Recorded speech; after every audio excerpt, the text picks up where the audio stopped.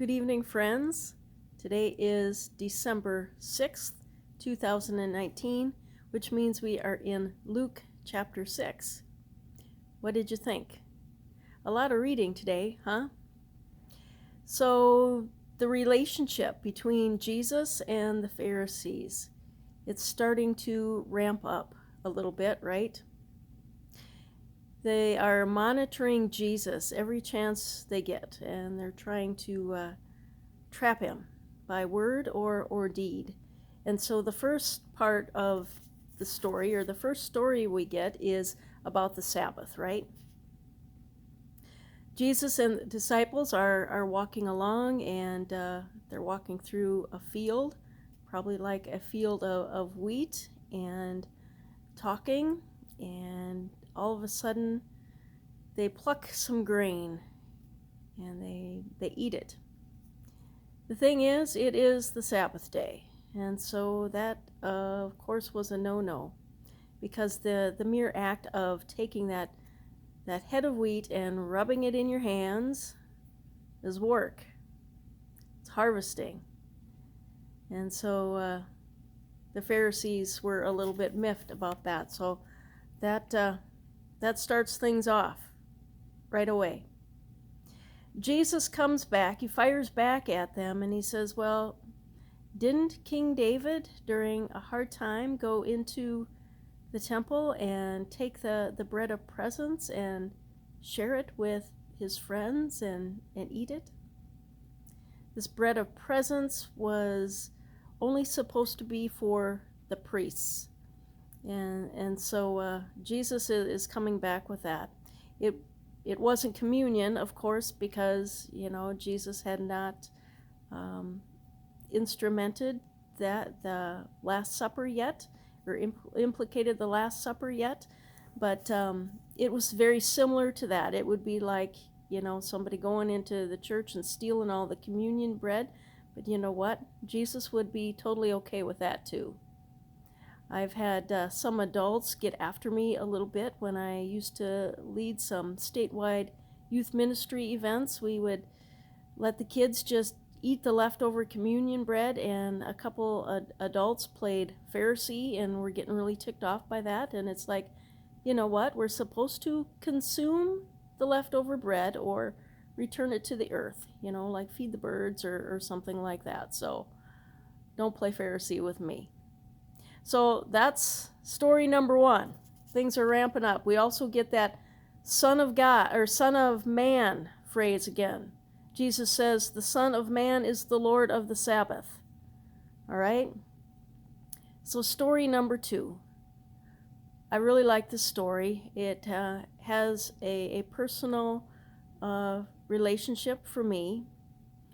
Many of you know that my biological mom died when I was 9. Her name was Marlis, and she had a circulatory disease which made her hands wither. Her hands curled inward, and so that's something that I always remember about my mom. But ironically, she had the most beautiful handwriting ever, even with her withered hands. So this is the story of Jesus and the man with the withered hand. It's still the Sabbath, so that's going to be forefront. It's still the Sabbath day, and so this is about healing on the Sabbath. And the location is the synagogue.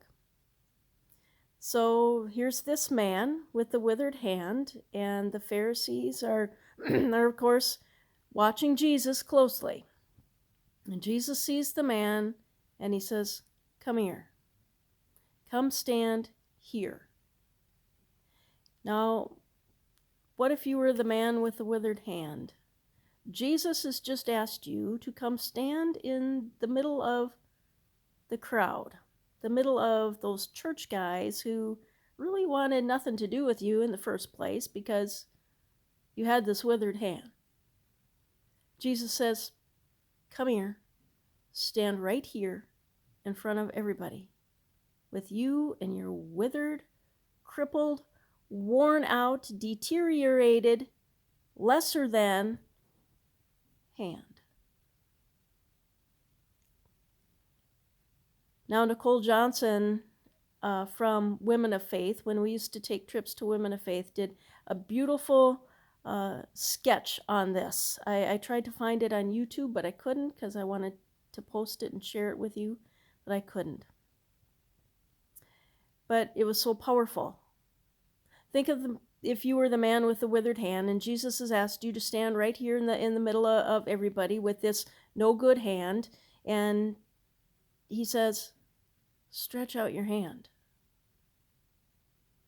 I don't want to. I don't want to. It's going to hurt. People are going to see that it doesn't work. These church guys are going to see that it doesn't work. Jesus says, stretch out your hand. And immediately the man is healed, which again ticked the Pharisees off. And so Jesus says, is it lawful to do good or to do harm on the Sabbath, to save a life or destroy it? To save a life or destroy it. So you can think about this story as how to save a life. Jesus always brings restoration. Restoration. That's going to continue to be this common theme in Luke. We're going to see it again and again and again. Restoration. So this man is restored. I've been using the NRSV as I've been taking some notes to share with you. My favorite translation is New Living Translation. That's what I use most of the time. But the NRSV in this case says the man's hand was restored.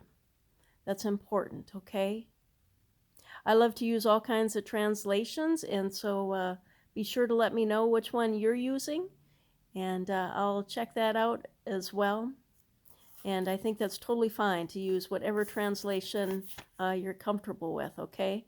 But I just wanted you to pay attention to that restored and restoration. The next story is all about the 12. Jesus is called the 12 now. We have all 12 disciples. It's important to note that here in Luke, though, he goes up on the mountain or in a secluded place, I can't remember what it says exactly, to pray. He prays. He consults God in this decision making about who the 12 will be. These 12 disciples, these 12 apostles. And so there is divine will involved in this choice. Do you pray over the important decisions in your life before you make them? It's important to take note of that, okay? It's also important to note that it says Judas, who became a traitor. We also find that out right away, don't we? This is Judas Iscariot, who became a traitor. It says it right there. Part 4, Jesus teaches and he heals. Again, this is about power and restoration. This is unlike anything else. This is a total new deal. Okay, power and restoration. So what does restoration look like to you? In your life? In the life of the church? You know, our local churches? Or the church universal? How about restoration over a situation that you might be dealing with in your life? How about pray about that? Restoration again, okay? Number 5, we get the Sermon on the Plain. What did you think of that?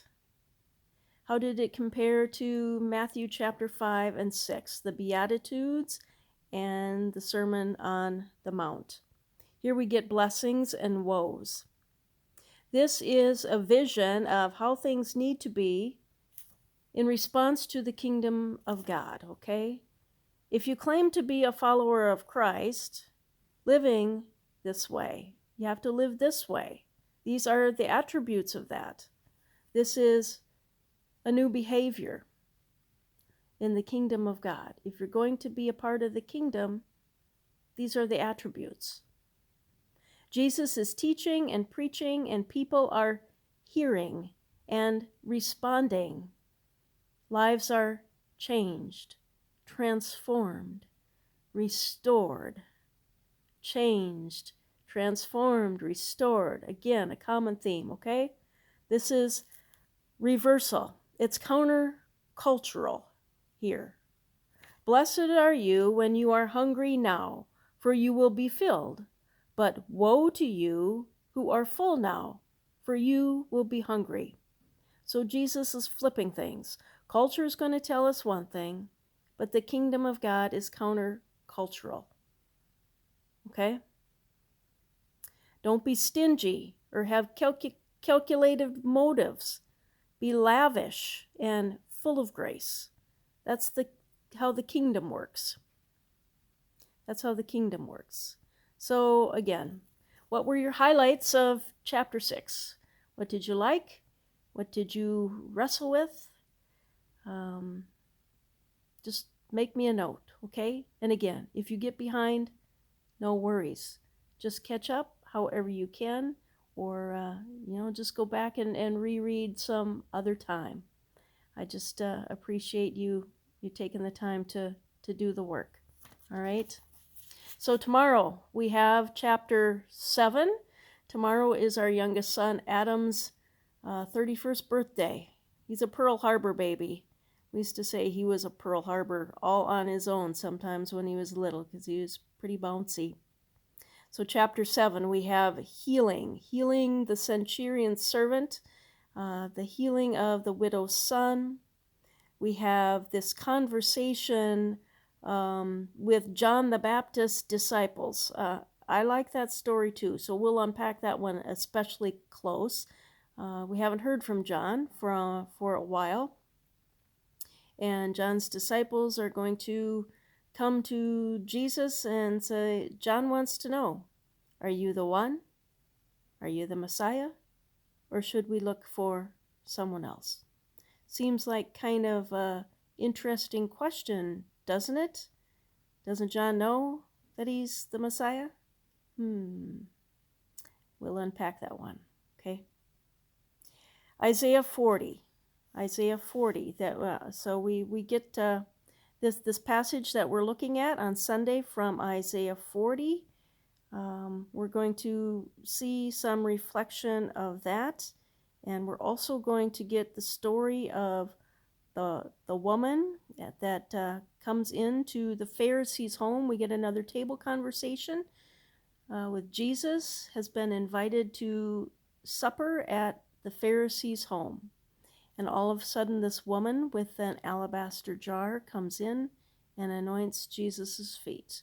And we'll see how all that goes down, huh? So, all right. Have a good night. I've been working on Sunday worship most of the day here, and I've got a little bit more to do for that. And I've got a little bit of homework to do yet tonight. Continue to pray for those we lifted up on Wednesday night, and have a good night. Sleep well. Bye for now.